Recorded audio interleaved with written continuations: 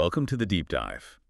Today we're looking at something pretty fundamental, the whole idea of the American dream. Right, that classic picture. Exactly. For generations it meant, equal opportunity, you work hard, you get ahead, a stable job, owning a home, family, community. The secure retirement at the end of it all. It was a clear roadmap. It really was. But the big question we're tackling today is, well, is that dream still real? Especially for you, if you're, say, Gen Z or a younger millennial, is it still something you can actually reach? And that's really our focus here. We want to explore why that traditional picture seems to be, well, falling apart for so many. We're digging into an article you shared that really unpacks this. Yeah, and importantly, not just why it's broken, but what comes next. How people are being encouraged to sort of define success on their own terms now. Exactly, to forge their own path, because the old one seems blocked. Okay, so let's start there. The article really hammers home this point. For past generations, this wasn't just a dream, it was achievable. Right. Yeah, it was realistic for a lot of people. They could reasonably expect to, tick those boxes, the career, the house, the family. But the contrast now is pretty stark, isn't it? It really is.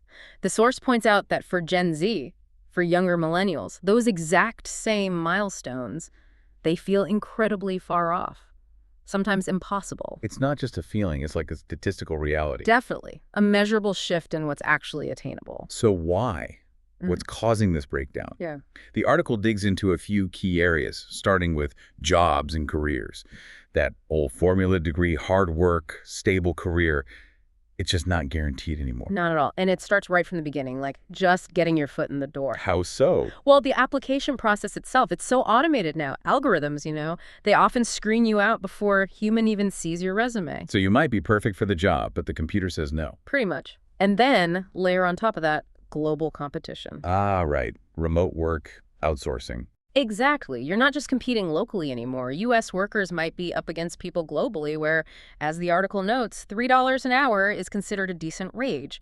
That changes the game entirely. And if that wasn't enough, the source throws in the AI factor. Yeah, the potential impact of artificial intelligence, Goldman Sachs estimated something like 300 million jobs worldwide could be affected. 300 million. Yeah. That's a massive number.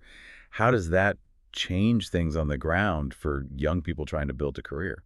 It adds this huge layer of uncertainty, and it feeds into another point the article makes, the erosion of loyalty. On both sides, right? Absolutely. Companies aren't necessarily loyal to employees, and, well, employees aren't loyal back. People job hop way more now. What was the number? Something like 12 times? Yeah, an average of 12 job changes in a lifetime today versus maybe 3 or 4 back in the 1950s. Wow. So that idea of a single, stable, lifelong career. It's becoming obsolete. That kind of stability just isn't the norm anymore. It's kind of unsettling. But the article takes it a step further, suggesting these same kinds of pressures, the instability, the competition, are showing up in our personal lives too, specifically dating. It's a striking comparison, but yeah. The source argues modern dating feels a lot like the job market now. How so? Competitive. Yeah. Impersonal. Exactly. Competitive, often impersonal, and frankly, pretty disheartening for a lot of people, especially with dating apps dominating things. That's the apps. How do they fit in? Well, the article points out they can be really skewed. Like, a small percentage of men might get most of the attention, leaving a lot of others feeling invisible. It creates this imbalance. And it doesn't stop at dating. The source even looks at marriage itself. Yeah, it touches on things like high divorce rates, around 50%, right? Still hovering around there, yeah. And potentially unfavorable outcomes in divorce, especially financially, or with custody, which the source says can discourage people, particularly men, from getting married in the first place. So it shifts the whole view of partnership. That's the argument. That relationships can start to feel less like a collaboration, like building something together. And more like a competition. Or a risk assessment. Kinda, yeah. More like a competition where you're trying to protect yourself, rather than a true alliance. It's a pretty bleak view, but that's the perspective offered. Okay, so careers are unstable, relationships feel competitive. What about the basics? Like having a place to live. Housing is another huge piece of this puzzle the article tackles. Oh, absolutely. And the affordability gap it describes is just, well, it's staggering. The numbers are pretty stark. Median home price over $400,000. And average Gen Z salary around $40,000 a year. The math just doesn't work for most people. It's not a gap, like you said earlier. It's a canyon. And the article points a finger at institutional investors too, right? Like BlackRock. It does. It mentions how these large companies buying up entire neighborhoods can push prices up even further. Making it even harder for regular families or individuals to buy. Exactly. It contributes to the inflation and just puts homeownership further out of reach. And we see the result of this, don't we? That statistic about young adults living with their parents. Yeah, nearly half of 18 to 29-year-olds living at home, the highest rate since the Great Depression. That single fact says so much about the economic reality right now. It really does. It highlights the immense financial strain. And it's not just housing. The article also mentions general inflation, plus this whole subscription culture we live in. Everything's a monthly payment. Right, and it all just eats away at your disposable income, which then makes things like saving for retirement incredibly difficult. Man, so people expect to just work forever. For many, yeah, that seems to be the expectation now. The idea of a comfortable retirement feels less and less certain. Man. Okay, so we've got careers, relationships, housing, finances. The article then broadens the lens even further to community, to national identity. Yeah, it paints a picture of society feeling quite fragmented. Patriotism is apparently at historic lows. Replaced by what? Political tribalism? That's the term used. Intense political division with very little middle ground. The source suggests both extremes tend to attack anyone who doesn't fully agree with them. Creates a pretty hostile environment. It does. And interestingly, the article presents this viewpoint, again, this is from the source, that this division actually benefits the elite. How so? The idea presented is that if people are busy fighting each other over politics, They're distracted. they're distracted from maybe larger systemic issues.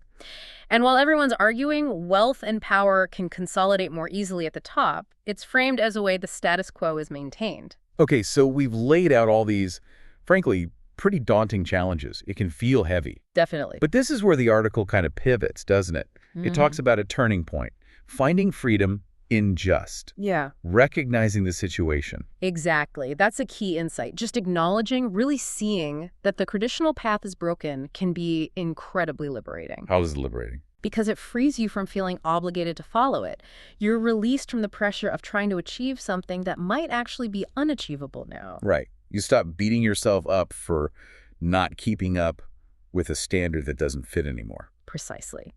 And that realization, the source argues, is what opens the door. It gives you permission to define your own version of success. Instead of chasing this outdated model. Yes, to reject that societal guilt and really embrace what you want, your individual goals. That feels like a really empowering shift. Yeah. Moving away from what society says you should do towards what you actually want to do, what you value. Absolutely. Success becomes self-defined, not dictated by these old norms. And the article gives concrete examples, right? Yeah. Of what building your own dream might look like. It does. Things like maybe starting your own business or deciding to travel extensively, focusing on creative work, prioritizing your health and fitness. Or even moving abroad. Or maybe choosing to stay single and focus on financial independence. All of those are presented as valid paths. They're examples of creating a life blueprint that actually fits you, rather than trying to squeeze into the old one. And the author uses their own story as an example too. Remember? Yeah, that's a powerful part of it. Rejecting the typical corporate job after college. Driving cross-country, freelancing. Building their own thing, a content platform, Right. and finding real value in flexibility, in autonomy, in doing meaningful work things that the traditional path might not have offered in the same way. It really underscores that core lesson, doesn't it? Yeah. The article basically says, even if the system around you feels broken, You don't have to be broken by it. right, it's about finding your agency, your power, even when things feel out of control. Exactly. So while that classic American dream might seem faded, or maybe even unattainable for many now, Yeah. our deep dive into this source suggests there's actually a really powerful opportunity that emerges from that. The opportunity to create your own dream. An authentic, personal version of success defined by you, completely free from those old, potentially impossible prescriptions. So to leave everyone with something to think about, here's maybe a final provocative thought. In a world where the external systems, the old paths, can feel increasingly rigged or just plain broken, what if the most radical act isn't trying to fix the old system, but defining and actually pursuing your own version of success? Could that be more than just a personal choice? Could it be, in its own way, a quiet revolution?